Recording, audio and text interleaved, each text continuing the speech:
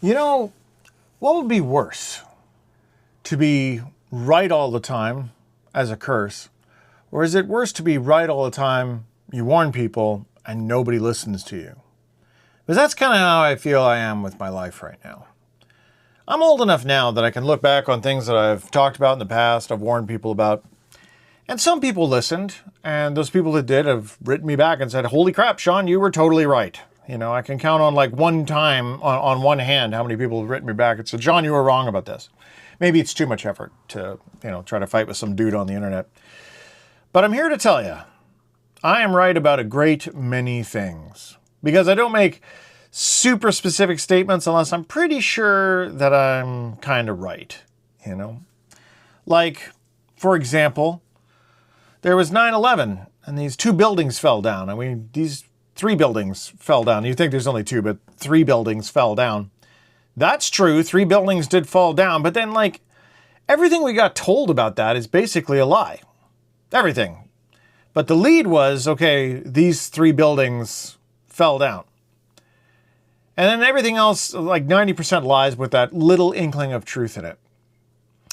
And then along came COVID, and you had this flu, which there was a flu, and fluvid is called COVID. That's what all fluvids are. All fluvids should be called fluvid. It would be more obvious. But all flu viruses are COVID viruses, supposedly.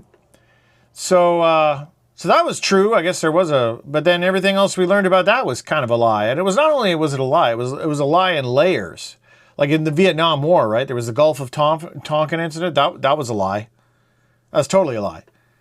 And as you look further back in history, there's just lies on lies on lies on lies. But there is an inkling of truth. It's not all lies. There were 3 buildings that did fall down.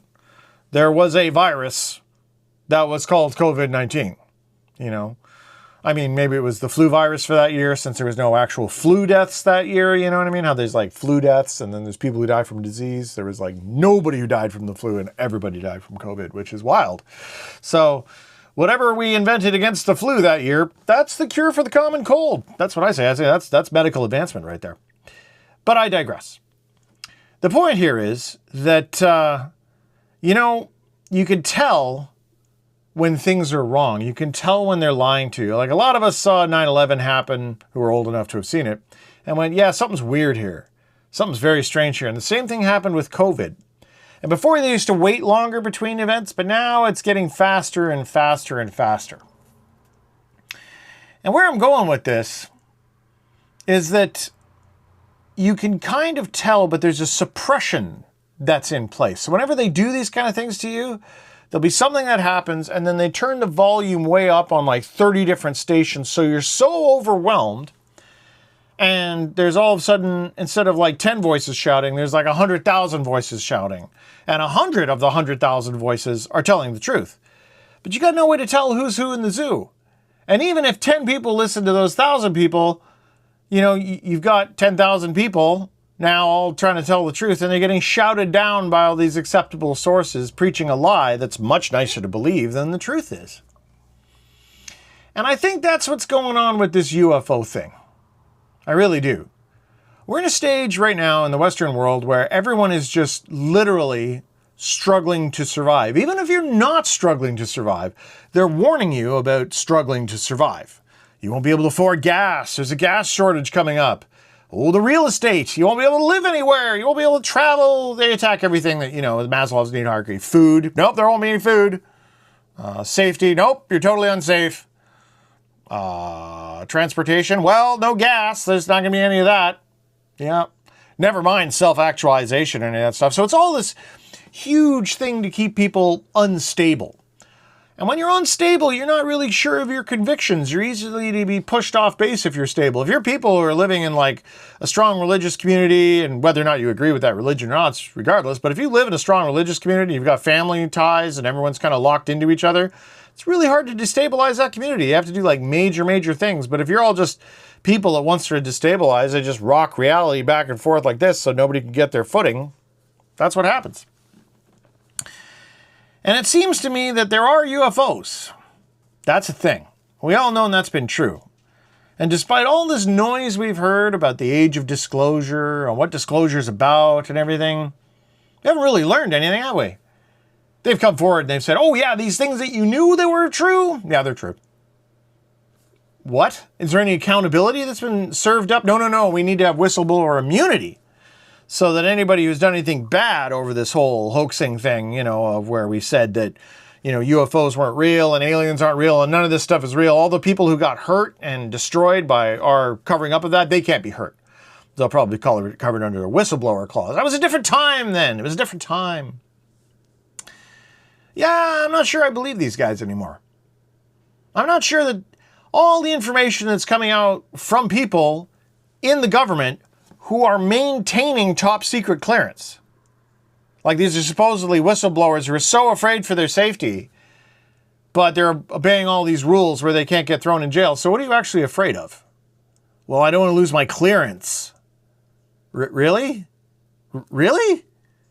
That's like talking about a Nazi death camp as a Nazi and you don't want to name names because, it's bad.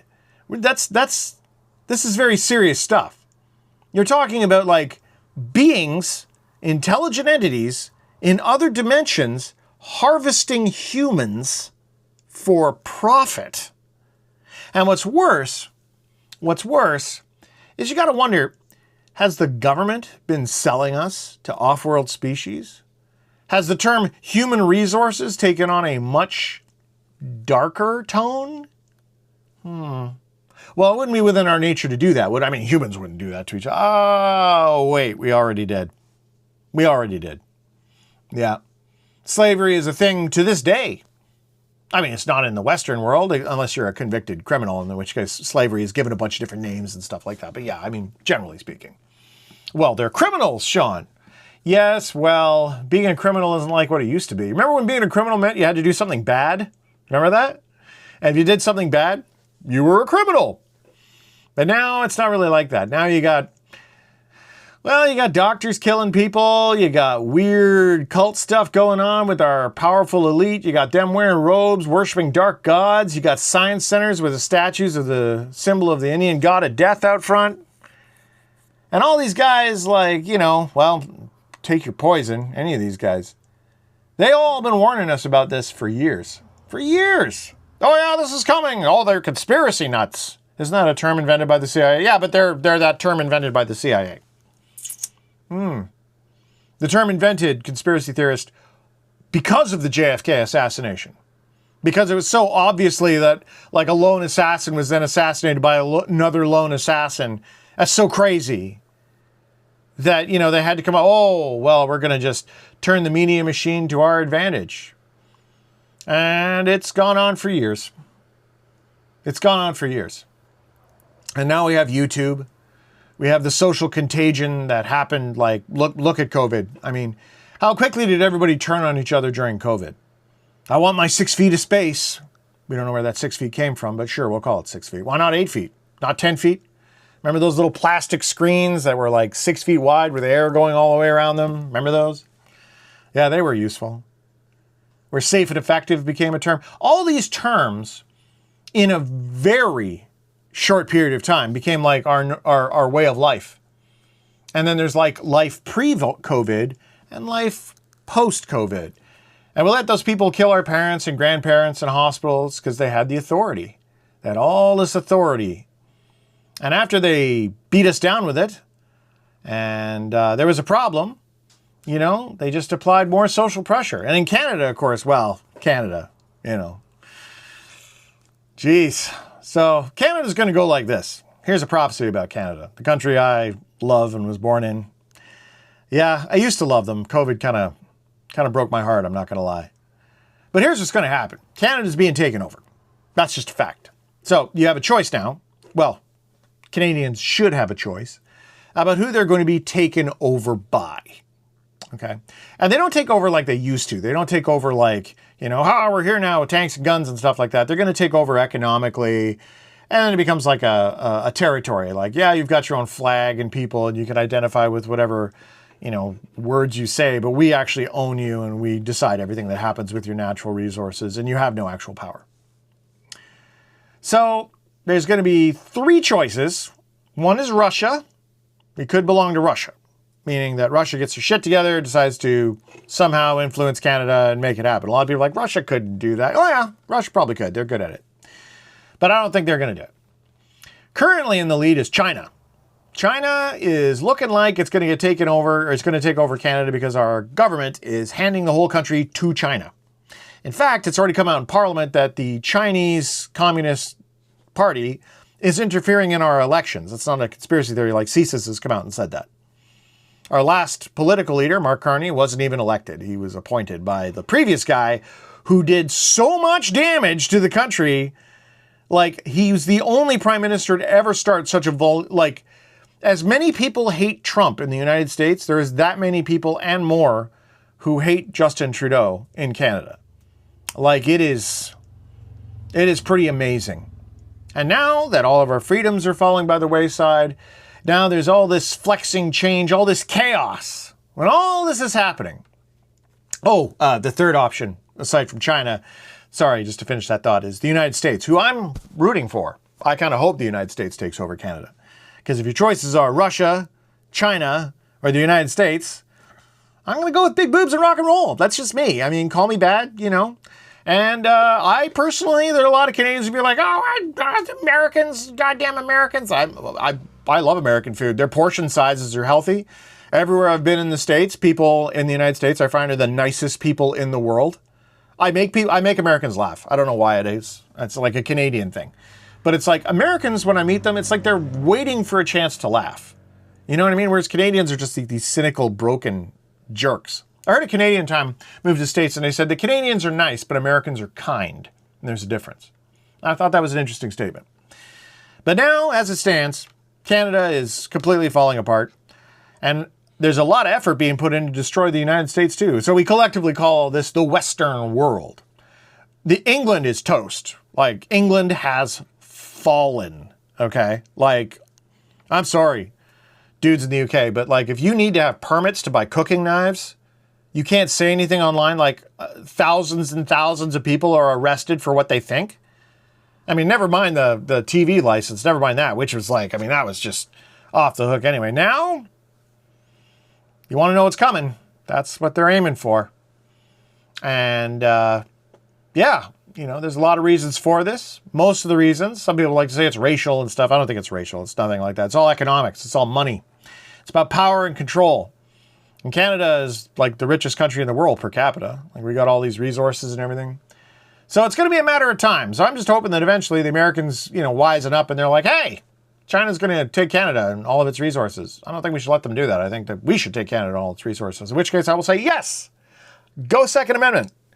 And that's pretty much it. Yeah, that's all of it. So like, hey, can we take over your country? What are you going to do? Not much. We'll just probably put on a bunch of debt. We're going to get rid of your privatized or socialized healthcare, but you will be able to have guns. And I'm like, sweet, I'm in, all in, do it. Yeah, Second Amendment tattoo right here. There we go. Let's do it. And a lot of people, you know, I'll get flack for that. You don't like Canada. I love Canada. I serve this country. But the Canada today is not the Canada of even 10 years ago. Or even 20 years ago. But let's expand this out. Is America today the America of 10 years ago, 20? Is Britain today 10 years ago, 20 years ago? As a matter of fact, is any country today the same country it was 10 years ago, 20 years ago? We're all very focused on our own neighborhoods being on fire, as we should be. Our neighborhood's on fire, you know? But the whole world is in this state of flux. And now, during this state of flux, now they're talking about UFOs and the paranormal. Now this is coming out about adrenochrome and black robes and eating kids. And it's so horrific. It's so crazy to have that in your brain, to even consider that the temptation is to close your eyes, to look away from that darkness, to be like, no, that can't be true. This is all just nuts, like what's on TV. Well, it's not nuts. It's not nuts. And even if you can't handle the brightness of the light and you've turned away from it, I encourage you to squint, turn your face back, and try to deal with what you know is the truth. What you know is the truth. Because that's what it is. And the only truth that we really have is the truth that we ourselves can confirm. We really can't trust anybody. You can trust me, of course. I'm your only friend. But you have to be able to, you have to trust what resonates with you and then do your research and then go forwards with that. And if something doesn't feel right to you, don't listen to it. Pretty simple. Pretty simple. And I mean, now it's the point where you have to be careful about conviction. By even me saying this stuff into a camera, posting it online, I put myself in some serious danger here. Put myself in serious danger. But the concerning thing to me now is that just like 9/11, just like COVID, just like the Gulf of Tonkin and further back, there's a kernel of truth in all of it. So what's the kernel in truth with the UAPs and the UFOs and aliens and non-human intelligence and things farming us and these weird lights in the sky? What's the truth with that? Are there beings in other dimensions who are harvesting us? Are we farm animals? Is that what's happening here? Well, nobody likes to say that, but whatever the secret is, it's dark enough that good people will be willing to kill other people just for investigating it because it's the truth so horrible, it would destroy reality. Well, I'm not one much for destroying reality. I can't really deal with reality. So instead, I can't deal with all of reality and its eternity. Hell, we don't even know what that is. But what we can do is that we can decide that we are humans. We're in charge here. And if we're not in charge here, we're in charge of here, in this space. I have some control. And here, we will fight as we can. We have to be wise. You can't let yourself get blown up. You can't go take on a battle star with your biplane. You can't do that. But there are things you can do. And one of the best things you can do is to prepare yourself for the reality of the world around you. And that is a world, unfortunately, that is not just, it'd be great to believe that when you die, you're dead, that's it, game over. It'd be great to believe that when you die, it's just black screen, everything turns off, you're done. That would be so nice if that was true, but it's not. It's not true. Everyone who has seen a ghost is not lying, because that's what that would mean. Everyone who's had an encounter with something from beyond the grave would have to be lying. All of them. And that's not how this works. So we live in a world full of monsters. That is what the monster is. It's these hideous things we're afraid of that we cannot face. And not only must we face them, we must hunt them. And we must hunt them wherever they go, and we must be able to do that with the strength of our own 2 feet, and not to allow this insidious evil to infect our lives in such a way that it'll cause us to close our eyes and turn away from the truth. And that's what we do here on Sean Hunt's Monsters. And this is my breach report, where I talk to you about just that. I talk to you about our world and the holes that are occurring in it. The breach report world breaches I'm talking about are physical openings, like actual physical transitions where things can move between physical realities. This isn't like, I had a dream, which that counts, by the way, but it's not what I'm talking about here. Like, there are people who have visions and dreams, like, Descartes and the entire scientific theory. In fact, most of our scientific theories come from outworld intelligence, but I digress. I think we need to understand that we have sovereignty here. I think we need to understand it's okay to have conviction.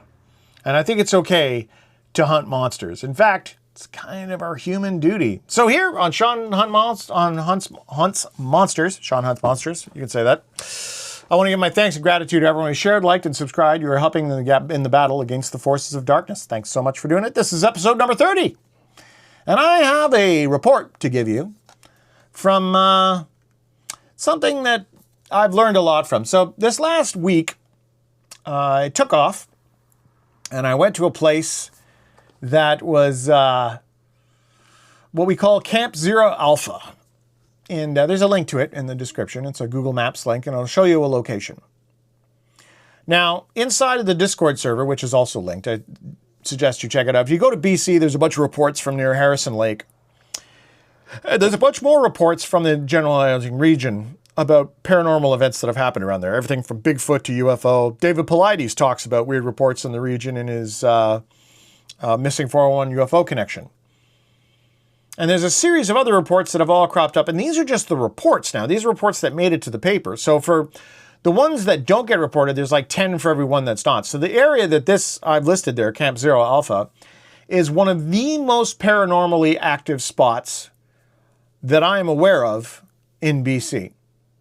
Now, Does that mean it's the most paranormally active? No, not really, because our province isn't really that populated.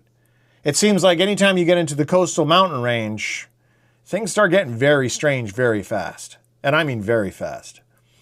And you can feel it. You can feel it when you get out there. I went out to this Camp Zero Alpha location, and it was one of these kind of places that when I got there, it was like this aggressive calm. It was like this calm that just like soaked into my brain and like drew out every stress and every tension in my body. And you're like, oh, that's like being on vacation. No, it wasn't like that. This was like being drugged. Like I showed up, we rode to site on my TW200, but of course. And after arriving on site, I made camp and then I slept for about 10 hours. Got up in the morning, ate some breakfast, slept for another 6 hours.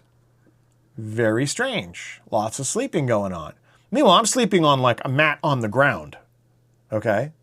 Now, fair, riding a motorbike is a little different if you're not used to it. I have lots to say about that, let me tell you. But there's a 3-hour ride to site, 3-hour ride out of site. And it made me think of a lot of things regarding this entire encounter, regarding, well, what we're doing here. And specifically with the bike. And I'll be talking about ride, like I had something that the focus that I needed to discover was either ride to camp or camp to ride.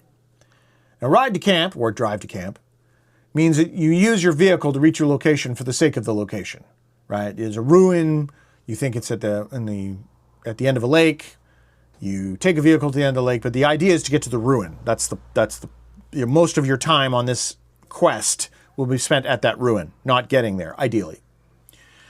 Then there's, that's ride to camp, is what that one is. So you ride only to get to your location, right? But then there's camp to ride, which is where you're only camping to create shelter for yourself to sleep so you can cover more distance. These are people that are like, doing like a tour of a large area, or perhaps they're trying to, stay ahead of the curve or whatever, but there is no single set destination, or perhaps that destination is merely like a waypoint you turn around and come back on. You know what I mean?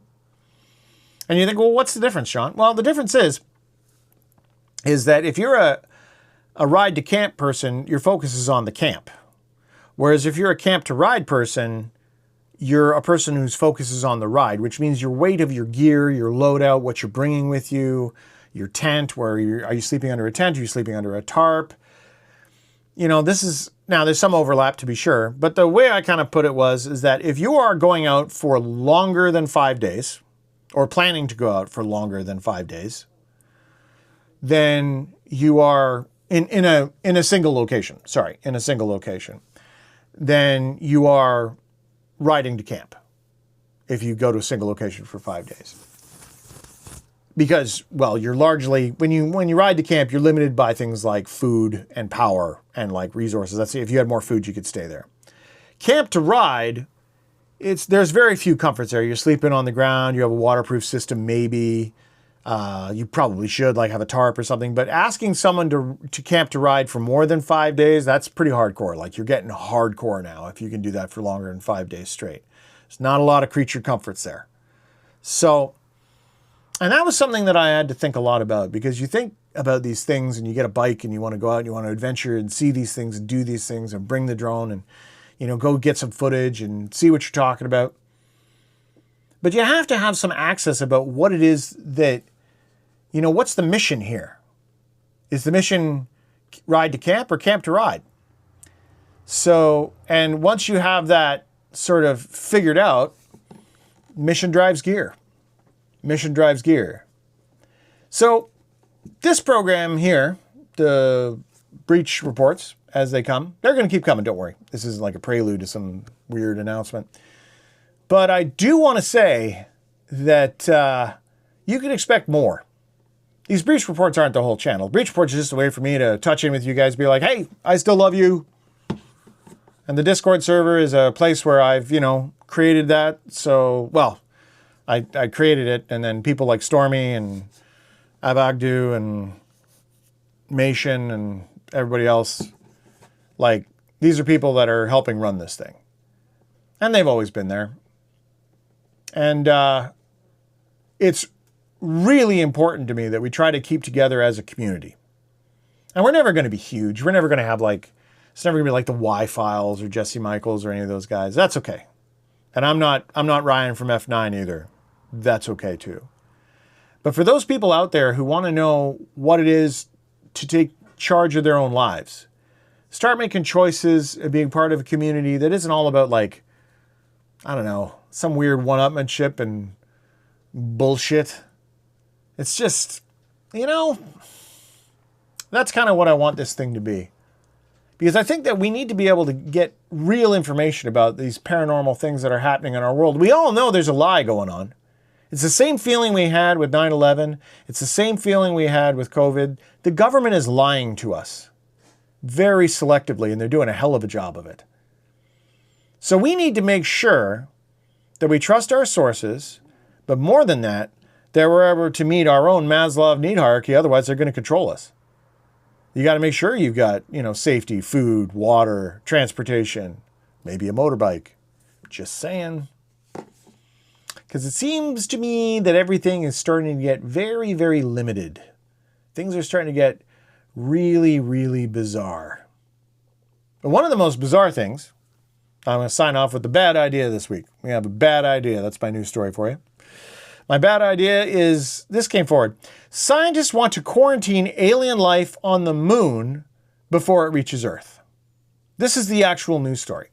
Scientists are calling for a lunar quarantine facility where samples from Mars, Moon, and beyond were examined before being brought to Earth.